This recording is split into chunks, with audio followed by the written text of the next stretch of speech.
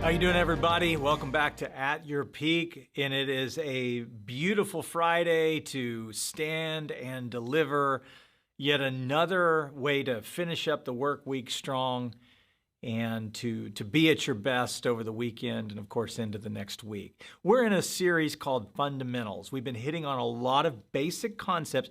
Always good to review for our personal empowerment.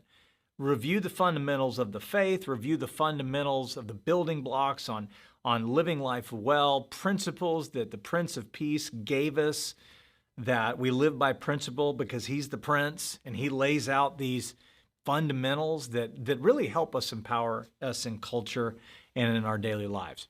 And one of these that even people who are not Christians understand this is the idea of delegation in the marketplace. Delegation. We can't do everything all the time and be all things to everybody all the time. We're not designed that way. Everyone knows that. But today I want to talk to you about delegate and deliver. Delegate and deliver. And there's a place in Scripture that really hits home, not just why, but the outcomes that come when you do it effectively and how to go about that. So in the book of Exodus, you know the story of Moses. He's a deliverer from Egypt, you know, the 10 Commandments, the plagues. God miraculously intervenes for his people, brings them into the promised land, and you know the story.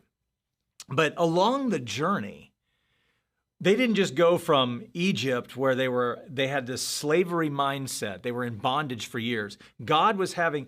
Yeah, they were in Egypt for hundreds of years. It didn't just happen overnight. They had an Egyptian slavery mindset that he had to eliminate. And he had to build teamwork to make the dream work as they moved from Egypt to the promised land. And they had battles to fight. And so in the book of Exodus, chapter 17, we pick up Moses in the promised land. They haven't quite taken it yet, but they're on their way. And so they have a fight on their hands. And it says Amalek came and fought against Israel at Rephidim. And so Moses says to Joshua, his buddy, his mentee, his apprentice, he says, choose men for us and go out and fight against Amalek. Tomorrow, I'll station myself on the top of the hill with the staff of God in my hand. And Joshua did just as Moses told him and fought against Amalek. And Moses, Aaron, and Hur went up to the top of the hill. Now, this is where it gets interesting. It comes about when Moses held his hand up that Israel prevailed. Hands up, they win. But when he let his hand down, I'm getting tired, Amalek prevailed. And Moses' hands were heavy. So they took a stone and they put it under his hand. And he sat on it. And then Aaron and Hur supported his hands, one on one side and one on the other. So his hands were steady until the sun set. So he's holding them up this whole time. And Joshua defeated Amalek and his people with the edge of the sword. Wow, that was a long story. What's the point? Delegate and deliver. You got to go to war with people that you can trust. Joshua was a man that he trusted to go out into the trenches. Joshua, you're going out on the front lines, brother. This is where your lane is. I've created this lane. This is where you excel. I need Aaron right by me. I need you to pray, do your priestly thing. And he had a couple of guys holding up his hands. And I think it's important to ask these questions. Who's holding up your hands? And do you have a team? Are you relying on that team? Here's the thing. Lone Rangers make great movies, but in real life, they don't win battles and shift culture without others. And team players that you've identified that are willing to hold your hands.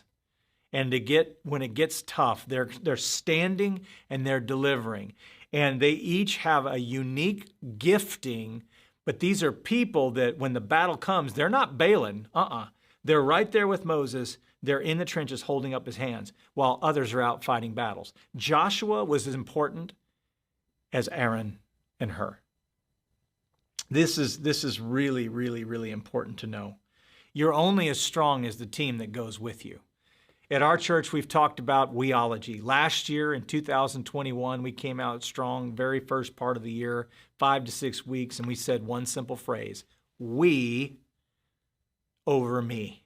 We is bigger than me. And this is a principle that leaders understand. Teamwork makes the dream work. But let me ask you a question. This is one to finish. You need to ask whether you're at work, at home, identifying who are the team players that God has called you to win the battles. And are they reliable to stand with you in those battles? Who have you asked to stand and deliver with you? Can you imagine? You imagine if Moses had the battle plan to hold up his hands, but nobody came alongside him to hold up his hands. Can you imagine the outcome would have been dramatically different? Teamwork makes the dream work. We is greater than me. Who are you identifying as team players in your life? It's not just at work. It's a culture of people that bring mutual strength and honor to one another so we can win the battles, take back the territory that the enemy stole.